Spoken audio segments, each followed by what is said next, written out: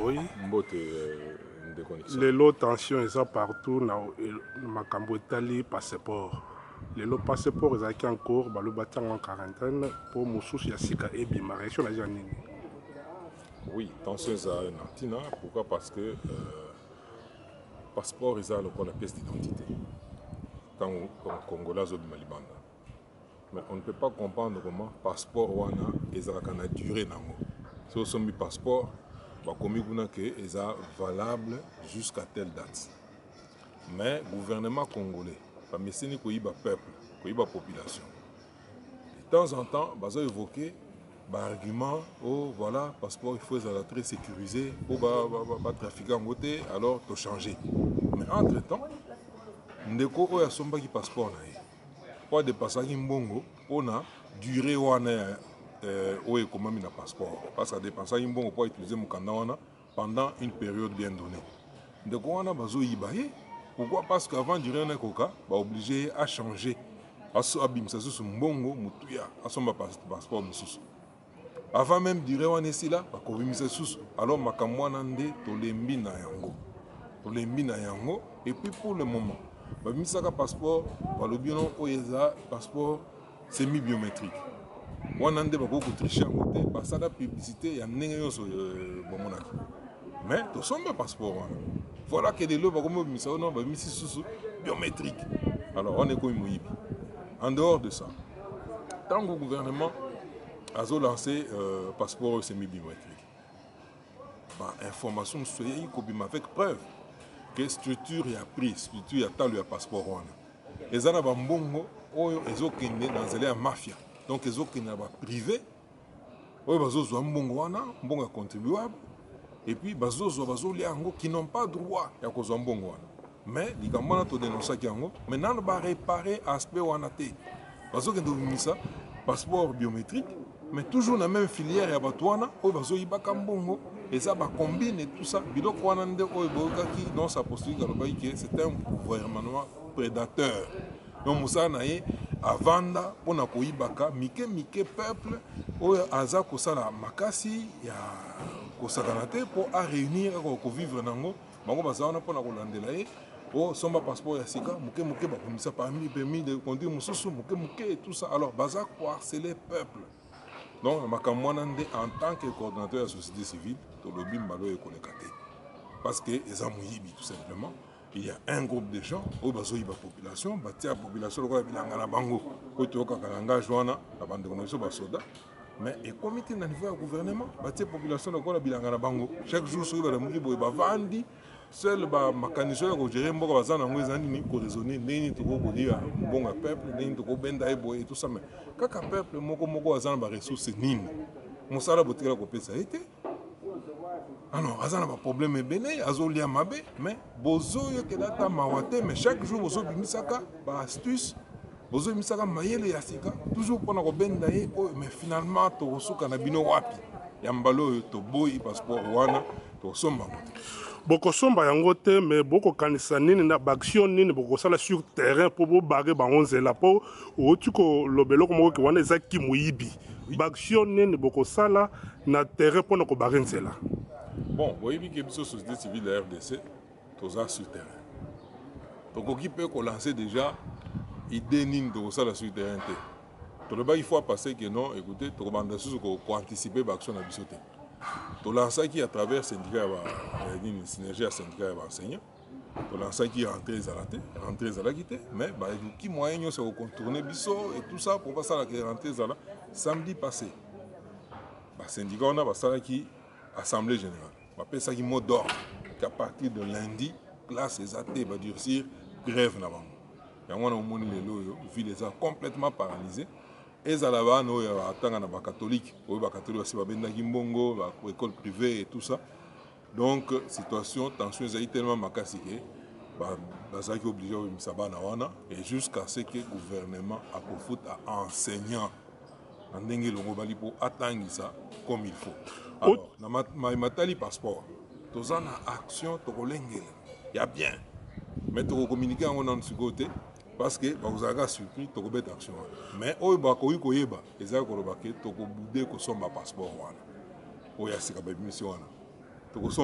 parce qu'on est en Moïbi, on ne peut pas faire ça. Mais entre-temps, ce qu'on en est là, ça pression au gouvernement, parce que le gouvernement, il faut qu'il démissionne. Il faut élongwa, parce que le pays n'est pas géré. Et qu'on a tant que Bino Bolobakete, le 31 décembre, souka fin, il y a régime Kabila.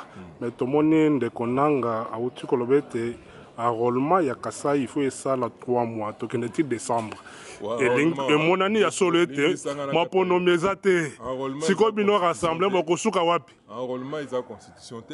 Enrôlement, ils ont accordé, parce que le signal accord à Saint-Sylvestre, ils ont le 31 décembre 2017. Enrôlement, ils ont constitution, ils ont accordé. On a des manœuvres, mais ce n'est pas un moï makasi. Les Congolais sont essayés de faire l'opération enrôlement, on a pour le 31 décembre 2017. Mais quand on a battu encore moins, on a organisé une sous-sélection en beaucoup de côté. Parce que dès que Combo est le cas,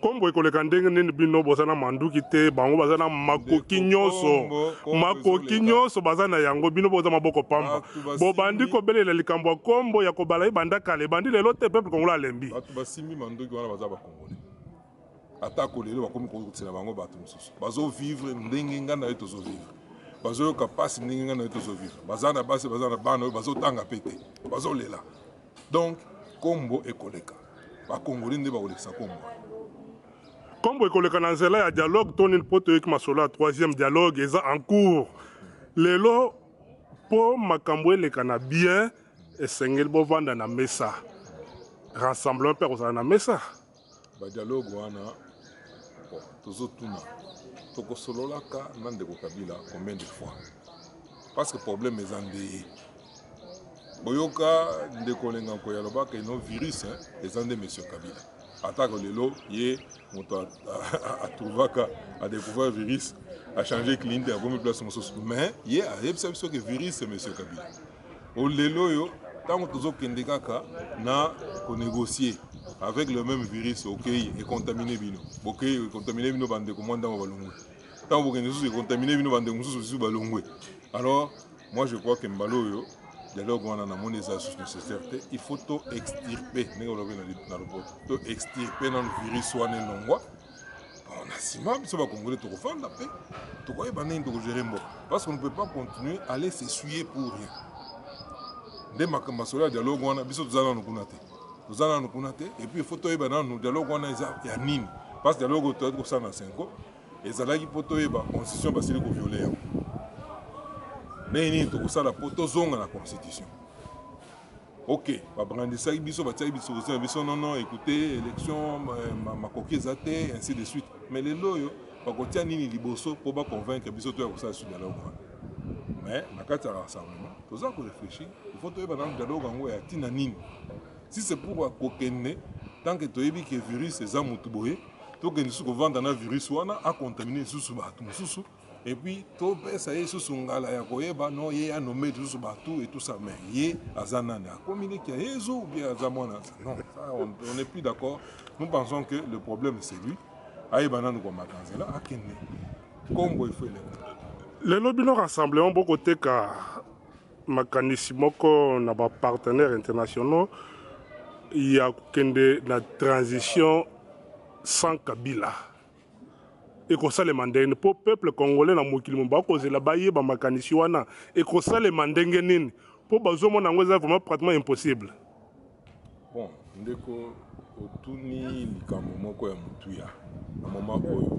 me ngai nakoyebi soki c'est une matière très sensible parce que biso moko peme na kati ya rassemblement faut tozala honnête mosala wana eza na bato oyo basalaki yango ya koprépare ke soki tokomi na niveau boye tolengele ndeni monsieur Kabila kokende mais malheureusement les anamwa bato mosusu na kati na biso bazolinga kokotisa mwa mobulu mpona kotourne mosala baninga basala barécupere yango na bamanœuvre mosusu nyonso wana eseyebani mais mabe na yango eza parce que ekoretarde lisusu action oyo elingaki esalema lelo oyo bandeko baosala bamanœuvre wana bayebake eseyebani bayeba ke bamanœuvre wana ekoretarde retarder la présence de M. Kabila. Les autres temps, les Congolais ont la société civile nino et ça comme ça. Société civile nini oye longola bango imulunda. Société civile ni zana terrain. Les loyo paralysés zana Congo mobimba na makambo était l'enseignement. Mais c'est la société civile RDC. C'est la société civile RDC. Mais tant que vous avez créé un cababilo comme sous pour contourner ou bien récupérer fruits à musalo biso to sala. Parce que nous sommes tango ba kende ko mbango na ba New York tout ça ko kende la tango pour bango non. Même mindele ba yebi musalo société civile RDC à sala. Ya moi na zoloma pour de Kabila longwa. Il faut biso moko na kati na biso to ça honnête. Ça c'est très important. To ça honnête. Mais si tu lingi pour récupérer motoki ya baninga, to trafiquer, to utiliser ba mbongo, ko beta ba gauche à droite et tout ça, moi je pense que c'est malhonnête. Là entre nous, il faut makamusu pelo mamaka polele. Elo mamaka polele. Moi je crois que o bazana zalo na batika. Parce que Zamou Sala et c'est Salema, Bandakala. Et puis, comme il vraiment na Soukanango, bon, Bazola Moussa, pour la combouiller. Mais malheureusement, on pense toujours que M. Kabila a profité d'ango pour vendre sous ça ou la sauce.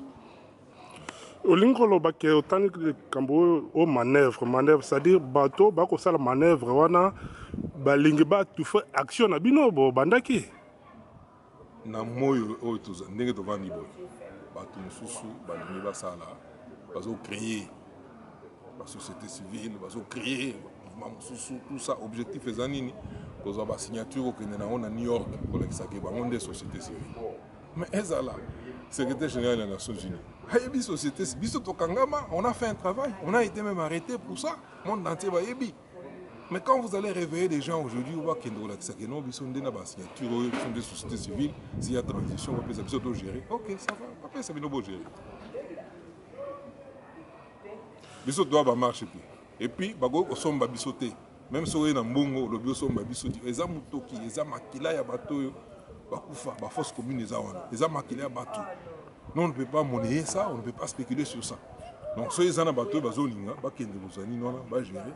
Mais ils ne sont pas sur terrain. Il y a seulement un mboka tokomi na suka ya masolo na biso mais tokotika yo boyete soki na moi lo basuka olobela bande kona biso bakolando mokili mobimba. D'abord na otondo bande ko yo soso langa. Bayeba ke bazali banda parce que et puis ça me dit que baza libanga parce que mboka ils a gouverné te mboka ils a géré alors biso musalo to vandela na mboka to ka pe ko za libanda ko za na exilé mais to boya to vanda parce qu'il faut tout préparer bozongi na bango il faut tout transformer mboko to teka zoto na biso to teka molimo na biso parce qu'il faut zoto mboko échanger pour senga soutien na bango na onyo to sala biso doit sur terrain to boya ko monnayer baction de ça to boya pe ba biloko ba financement ba nino parce qu'il faut tous là libre tous là capable de défendre vraiment option tous à mailler les congolais to va pour défendre ngo sans influence sans nini yango na bato zo bango mais ba va soutenir biso chaque fois que l'occasion se présente ba ko tia maele na makanista bolandi kolanda n'importe quoi il y a des Congolais qui sont là, qui sont dignes, qui sont au fait, toujours représentés par Congolais qui vivent une situation chaotique. Il y a misère, il y a domination, il y a dictature, bref, il y a barbarie. Alors, pour Makamwana et Sila. Et c'est courage, mais Babunda, il va toujours que non, le tombe, il faut pas zonga en amoko. Mboko il faut changer. Il faut qu'on boive. Mboko il faut changer ndeli lobaya suka tokosukisa nango masolo alonandeko Christopher Ngoyi mokambi ya société civile ya République démocratique du Congo abombi maloba na monoko na yete abimisi yango polele tosepelaka na po abimisaka polele abangaka te boyoki ye moko mituna ezaki ya biso me biyano ezaki ya ye. Merci na yo Nadine Kabasele Moboya bisika bozali toza wana pona bino tokosala mosala pona bino pasteur Sylvain Kanda na kati ya Londres na Maria Ngoi Roseline le peuple d'abord Daniela Victoria Certa toza elongo tokobunda tina suka po eza mosala na biso tokobanga sunene merci mingi mwana mboka.